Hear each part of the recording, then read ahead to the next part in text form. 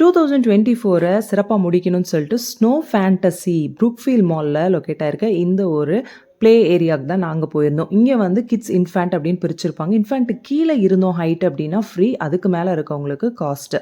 So பையனுக்கு 480, எங்களுக்கு வந்து 550 அடல்ட்ஸுக்கு. ஸோ ஒன்ஸ் போயிட்டு அவங்க கொடுக்குற எல்லா க்ளவுஸு, ஜர்க்கின், ஷூஸ் எல்லாம் மாட்டிட்டு ஃபுல் ப்ரிகாஷனாக வந்து நாங்கள் உள்ளே இறங்கிட்டோம். ஸோ பயங்கரமாக இருந்துச்சு. -10 டிகிரி குளிரில் வந்து உள்ளே வந்து என்ஜாய் பண்ணி விளாடுங்கன்னு சொல்லி அனுப்பிச்சி விட்டாங்க. கை கால் மூஞ்சி எல்லாம் விரைச்சிருச்சு, வேறு ஆப்ஷன் இல்லை. ஸோ ஃபன் பண்ணலான்னு சொல்லிட்டு பையனோட சேர்ந்து உள்ளே ஃபுல்லாக எல்லாமே நாங்கள் வந்து எல்லா இக்லூ ஹவுஸ்குள்ளேயும் போனோம்.